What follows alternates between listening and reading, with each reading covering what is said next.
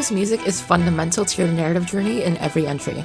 During your escapades on the first Halo, your battles in Old and New Mombasa, your uncovering of other ancient secrets, and even your command of countless squads of ODSTs from orbit, the score of every Halo game is central to setting the tone so carefully constructed by the developers.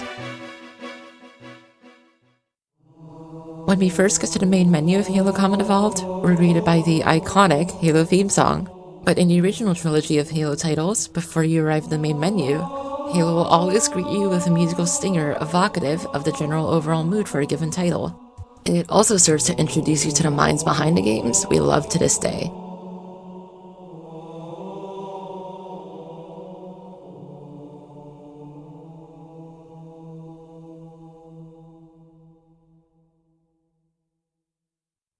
When we first pop in the CD for Combat Evolved, we're greeted by a strange synthetic sound, tribal percussion, a heroic Gregorian chant, ended by what I hear as a guitar swiftly riffing to introduce the rock stars behind the game, Bungie.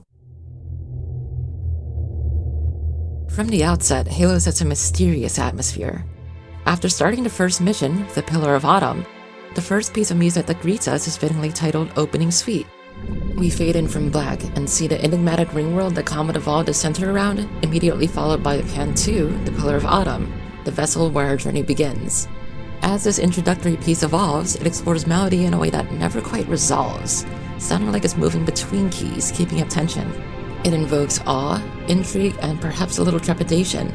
The ship's captain, whom we can learn his name keys from his name tag, and Cortana, an AI with wit and great intelligence, discuss the next course of action. The Autumn is on the run after a colony named Reach was attacked.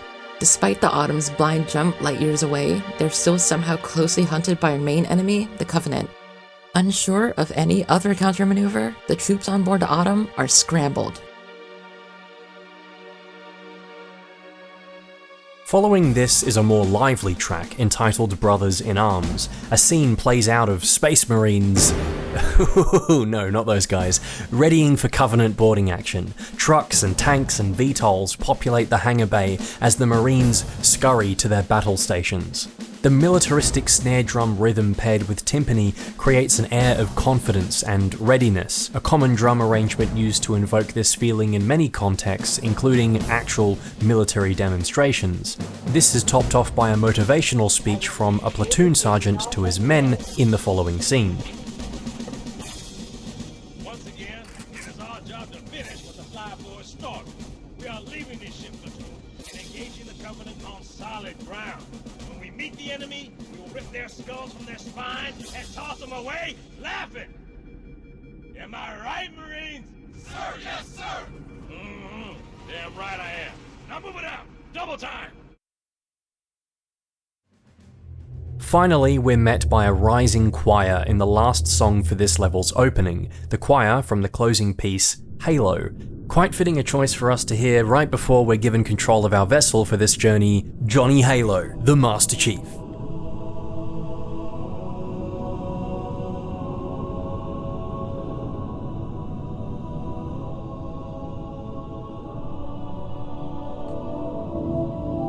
Notably, the suites of music we've been accompanied by through the first bit of our playthrough have ceased for now.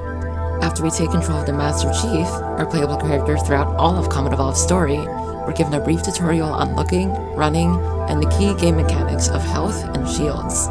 From a design standpoint, I have two theories for why this part of the game was left unscored, save for the low humming and whirring of the Pillar of Autumn's inner workings. My first theory is that the designers simply felt that music during this part might come off as rather cheesy. Halo has been successful so far in constructing a serious and mysterious tone, with a bit of an 80s action movie charm to lighten the mood, like we saw earlier with the Marines. Before we took on the mantle of the Master Chief, we were met by the enthralling choir from the track Halo. Message: unseal the hushed casket. Who is this seemingly legendary, nigh mythical super soldier we're about to take control of? And going off of that choir, does he perhaps have a connection to that ringworld we saw? After all, it also plays at the main menu. Following such musings and a musical atmosphere from the intro with gamey tutorial music could interrupt the tone and atmosphere being constructed. My second theory is that it was determined to be too distracting during the tutorial for it to be presented with a musical score.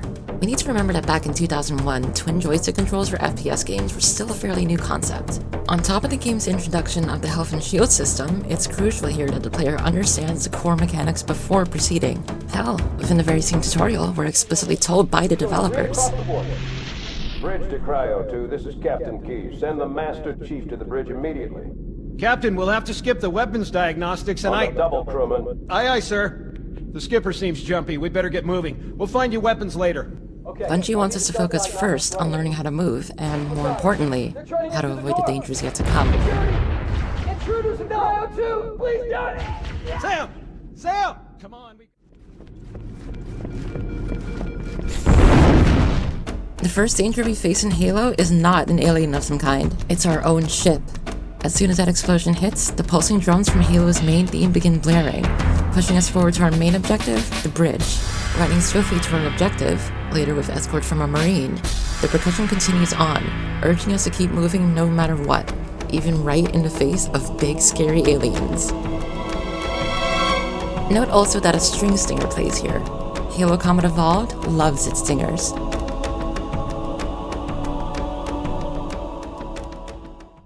When we get to the bridge, the Master Chief and Captain Keyes, along with Cortana, the AI designated for the Autumn, develop the next part of their plan to elude the fleet that followed them from Reach.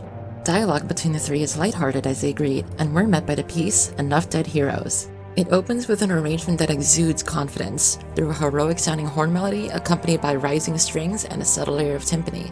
A nice little break for the player. Suddenly, the Autumn is struck, hard enough to thrash the entire command crew as well as the Master Chief. We're met by the next more frantic movement of Enough Dead Heroes, bringing with it a percussive, anxious quality, and the interjecting counter-melody performances of strings and horns. As the Autumn's crew remedy the situation, Keyes and Cortana agree that the Master Chief should make haste and evac the Autumn. Keeping Cortana out of enemy hands lets the Covenant gain critical knowledge, including the location of Earth. From this line, we can deduce that Earth is perhaps the last of human space. This also adds further mystery to the events that happen on Reach. A somber string and choir section comes in, playing Halo's main melodic motif in a higher octave, but a lower key, C Dorian as opposed to E Dorian, bringing a more somber quality to it. The main melody of Enough Dead Heroes comes in one more time towards the end, sans to percussion and now featuring choir, and later, new melodic material as well. From this arrangement, I feel the piece becomes more evocative of hope as it progresses. Captain Keyes gives Master Chief Cortana's AI chip, which he promptly slots into his helmet, and we're given back control of the Chief.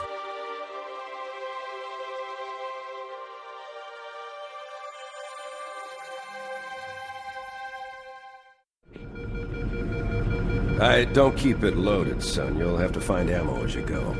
Communicating to us that we're finally about to fight back as a Chief, we make our way out of the bridge and find our first enemy right outside, grunts. Accompanied by a low sustained string harmony in the score, our first combat encounter goes off without a hitch. We shortly thereafter enter our first combat arena in the form of a mess hall. We also find a new weapon, the assault rifle. Don't demonetize me. The lone string ceases, and with both weapon slots now ready and a squad of Marines at our side, we push the Covenant back. Perhaps here Bungie wants us to focus on getting used to the mechanics of shooting, as a prompt comes up later to teach us about reloading, switching weapons, and so forth. As mentioned earlier, this lack of musical score is very likely deliberate. What the hell? Did something just hit us? Move it! Back to the airlock!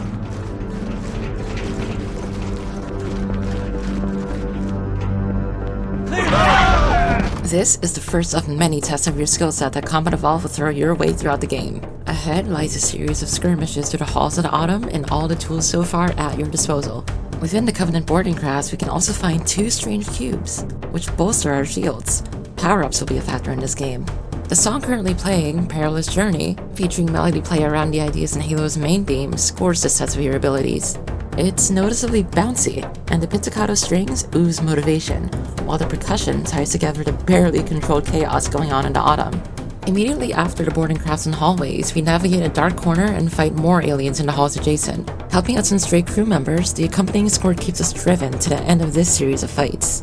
The song underwent many permutations to avoid listener fatigue as we close off.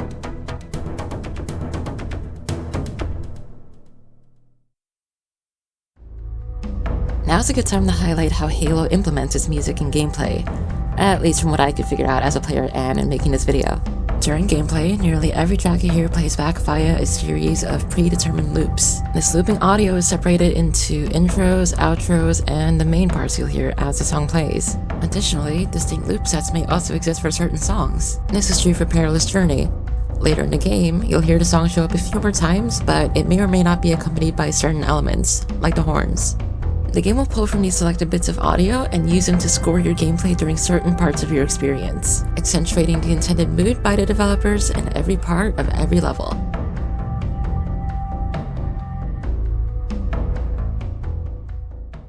Prepare to abandon ship. Combat teams, repel borders until top personnel are away. Goodbye. The life pods are launching. We should hurry.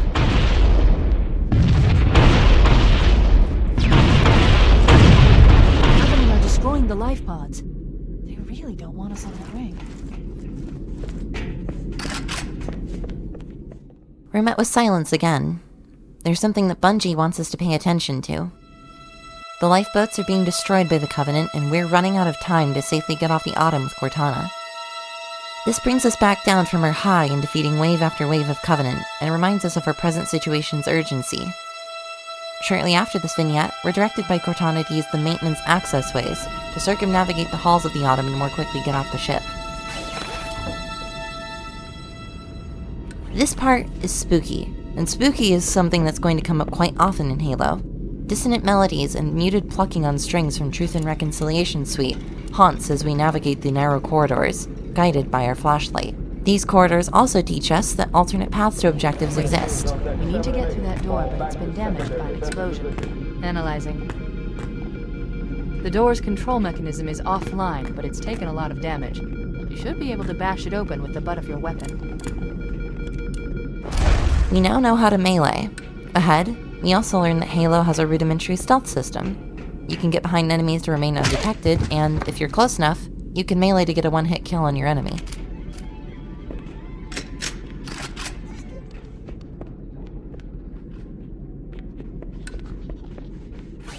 We're getting close to the lifeboats. The frantic part of Enough Dead Heroes hits us with adrenaline as we make haste for the remaining crafts. Using all the tools at our disposal, even including crouch jumping if you figured it out, and fresh bundles of grenades, we fight through one final series of halls before arriving at the last lifeboat in this area. We're launching. No. Oh no! Ah! Now would be a very good time to leave. Punch it. Aye, sir. We're disengaged, going for minimum safe distance. We're gonna make it, aren't we, sir? I don't want to die out here. Look! The scale of the game's orchestra finally opens up as we take a full look at the ringworld. As the scale of the ring dwarfs the lifeboat, the choir overwhelms the rest of the orchestra during the final movement of Brothers in Arms. What is that thing, Lieutenant? Hell if I know, but we're landing on it.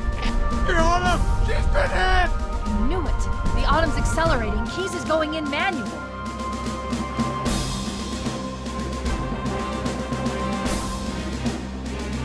Heads up, everyone, this is it. We're entering the ring's atmosphere in 5. The choir is met by Horn as we ready to land on Halo. Sure you wouldn't rather take a seat? We'll be fine. If I still had fingers, they'd be crossed.